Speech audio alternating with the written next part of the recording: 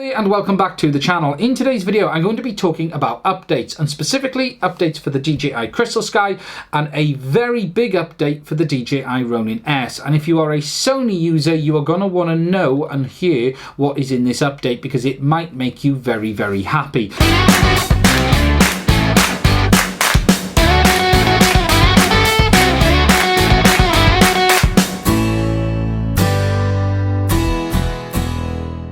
To get started, I'm going to quickly talk about the Crystalsky, and today DJI have pushed out a new Go 4 app for it, version 4.3.14, and it basically brings support for the new route planning features and the smart features for the Mavic 2 Pro and the Mavic 2 Zoom. It basically puts it on the same level as the iOS and Android versions of the app. So all of the Mavic 2 features now fully work on the DJI Crystalsky monitor. Now this is a Go 4 update only, so it's not a full system image. You will need to go into Go 4, make sure your device is on Wi-Fi, and then go into settings and click check for updates. When you do that, it will download it and update your Crystalsky to the latest Go 4 version. It's good news they finally got that out, and it pretty much brings all of the normal support for the Mavic 2 series to the Crystalsky, and it should keep some people very, very happy. Okay, talking about the DJI Ronin S. Today they have pushed out a very large update for this gimbal. It is version 1.8.0.70. Now alongside this, they've also released an updated version of the Pro Assistant, version 2.02. DJI are saying before you do this update, it is important that you do use that latest version of the Pro Assistant. It is available to download on the DJI site for both PC and Mac, so before you rush out and update your Ronin S, make sure that you have updated to 2.02 on your Pro Assistant.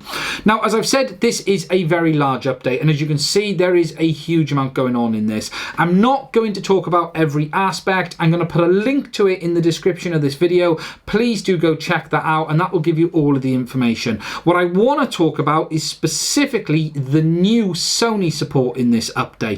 DJI have finally been able to bring Pull Focus support on the focus control with the gimbal on specific Sony models, and they are the A7 III, the A7R III, and they also believe it works on the A9. Now they are using the PC connection mode to do this, and they have been able to actually add support for the original USB-C cable as well. Now early Sony users who wanted to use Sony support had to go out and buy the multi-USB-C cable. However, today this update will allow your Sony camera with a USB-C connection to work with the cable they supply in the box. Now, they have said that there are a few quirks around using that original cable, and I don't fully know what they are myself.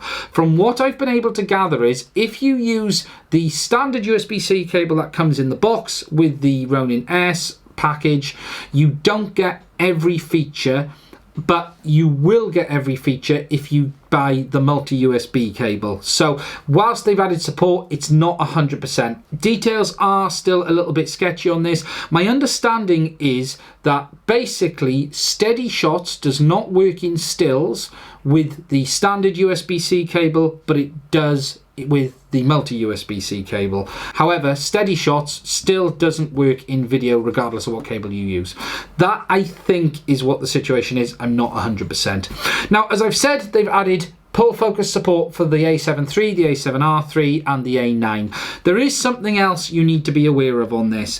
If you use either of the USB cables, unfortunately, it will disable the HDMI output on the camera. So if you're going to use your Ronin S to control it, it does disable the HDMI. Now, the reason for this is DJI are using the Sony PC connection mode, and within that, there are limitations. These are not DJI's limitations, they are Sony. And what Sony have done is, when you connect it to your PC, it does not allow you to have HDMI output. Now, this all stems from the very fact that no camera manufacturer gives proper external control support for anybody else to use. There is no standard, and DJI are having to basically spoof the USB to be able to get support on the Ronin S. However, they have been able to get Pull Focus on compatible E-mount lenses, but there is a downside to it, and that is that you cannot use the external HDMI. As I've mentioned, I don't believe steady shots works when you're in video mode. However, I do believe it works in stills, and using either multi-USB cable, either the multi-USB or the USB-C cable, you still have autofocus, you still have start, stop, record, and all of the usual features. This is a very large update, and I do suggest you read the release notes for it. As I've said, there is a link to it in the description of this video, and you can download it.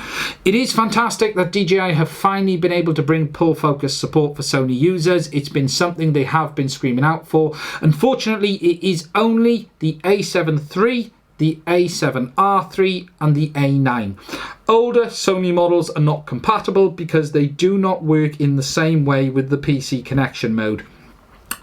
That includes the A6000, the A6300 and the A6500. Sadly, they do not work the A7 II, the A7. Unfortunately, no. It is only the A7 III, the A7R III and the A9. Looking over the rest of this release, there are some really interesting other things going on as well. They've added some focus speed adjustments for the Nikon, the Canon and the Panasonic. They say that they've added 5 speeds on the Nikon, 3 speeds on the Canon and 2 on the Panasonic. I haven't actually tried that myself yet, so I'll probably do another video around those. There's also a whole host of stuff around Nikon and Canon and giving you additional support for lenses and things on the EOS R2.